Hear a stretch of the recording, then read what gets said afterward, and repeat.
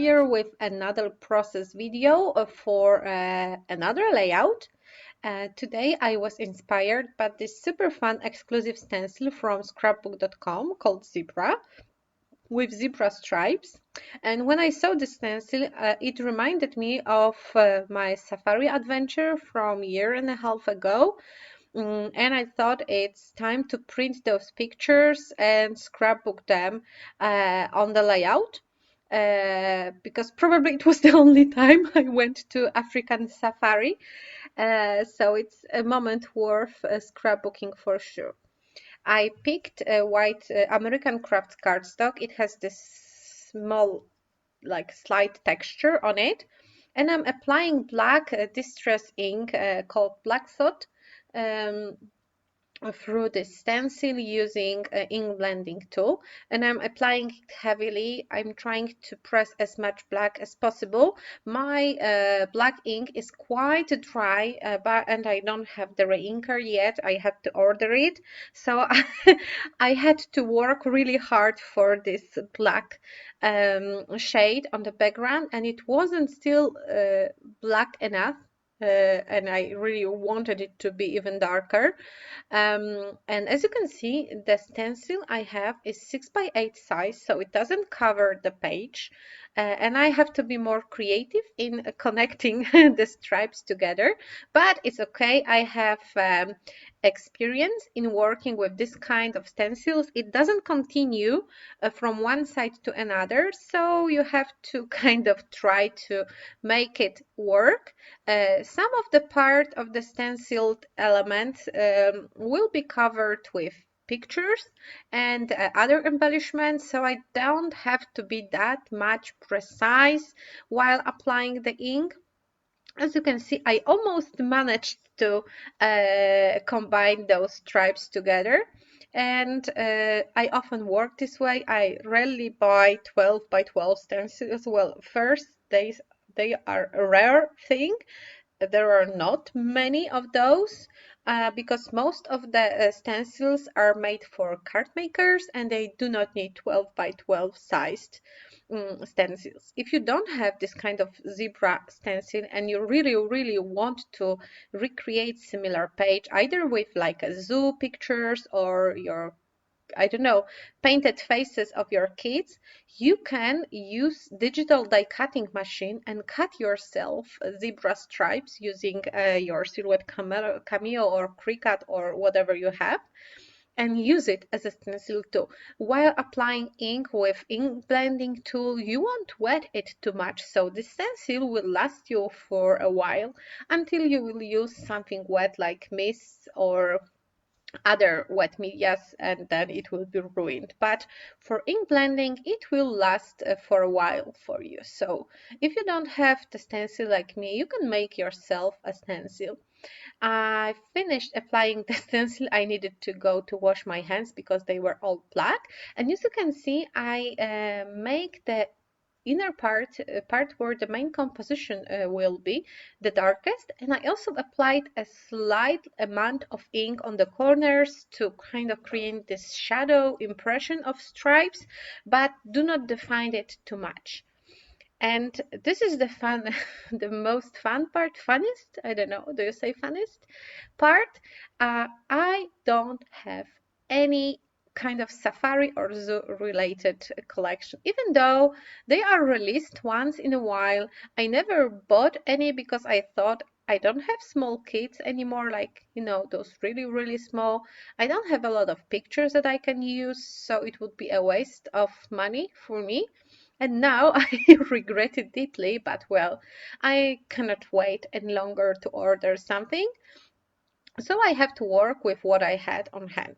And the only collection I had that had some animals, wild animals, was one of the newest scrap paper collection called Sweet Story, which is more about sweet things, candies and like strawberries and things like this, more than zoo or safari adventure. But you can find a giraffe there and a tiger. They both have like flowers on them, but Well, if you don't have what you need, you have to improvise with what you have on hand.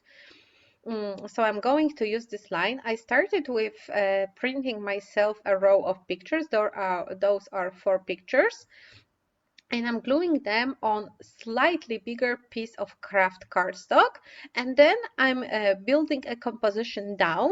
So I'm starting with the picture and building my layers down, having each layer slightly bigger or picking from the side of the previous layer, and I'm using pieces of paper from the Sweet Story collection, and I'm trying to focus on like yellow, green, blue colors.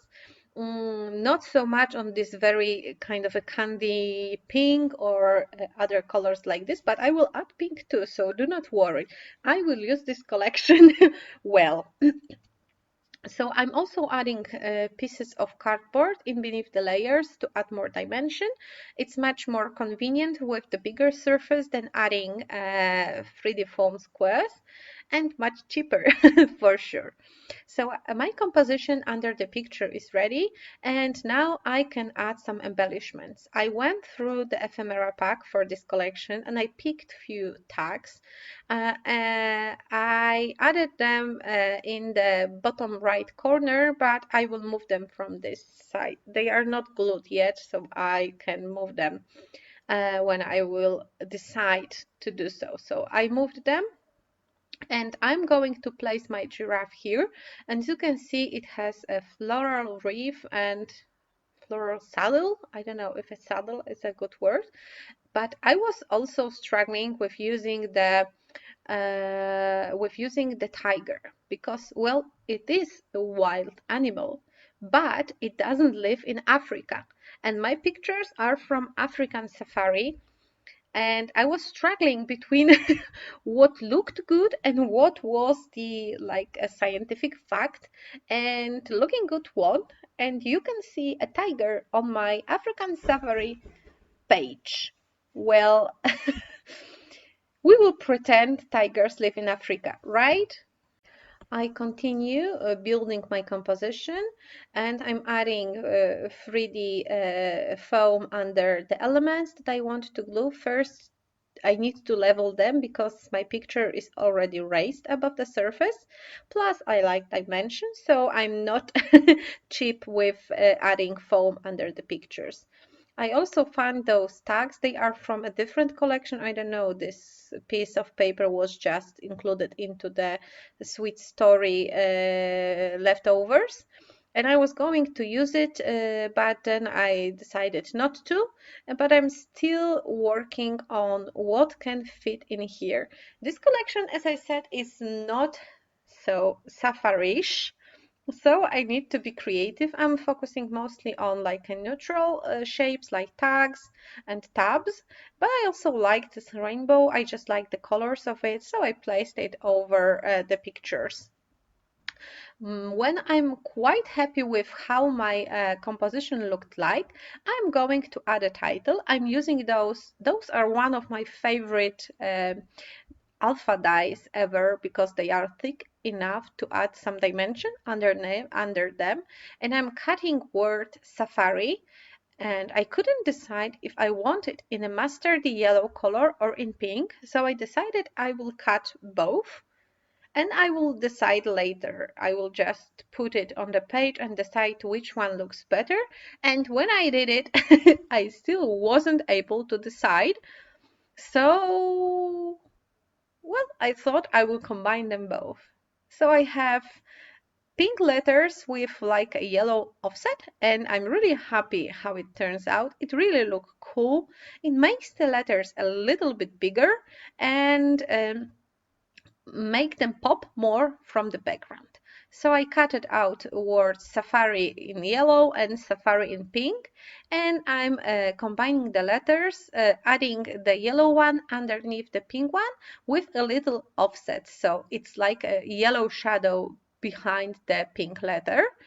And I must tell you, I'm really happy with this idea, and I have to revisit it in some other projects too, because first, the letters are sturdier. Second, they look more, I would say, retro, funky. I don't know how I can describe it. And the colors matches even better with the yellow underneath.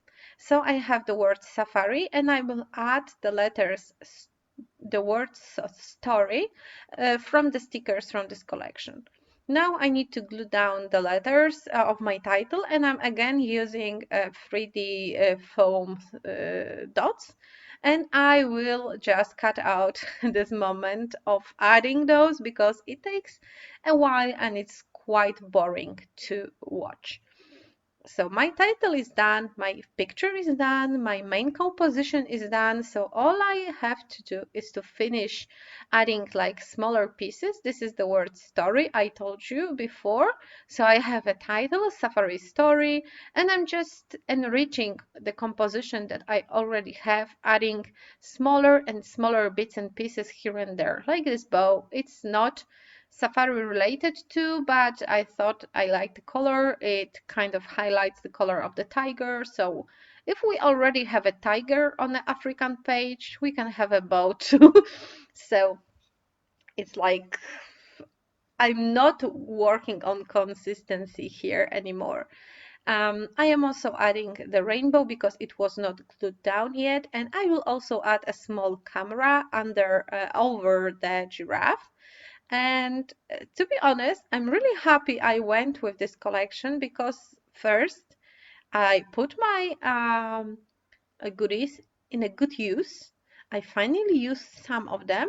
Plus, I saved money and time in buying collection that matches those pictures that I will probably not use for any more projects. When I finished the composition, the last step was to add a little bit more mess by splashing with black and orange mists to combine both stripes and tiger and everything together. After I finished recording, I also added a strip of rainbow paper on the left side of the page to kind of close the composition. I'm so happy how it turned out. I really like the simple yet colorful and graphic layouts. Thank you so much for staying with me. Here are a few close-ups of my page. I also added the links in the description box so you can check them out. I will link the products I use with my affiliate links, and I hope you will also revisit your collections to find elements that can match to the pictures you have. Those are a few other videos you may like. Thank you so much for staying with me. Please subscribe to my channel to get updates on any new video, and see you on some other process video. Bye!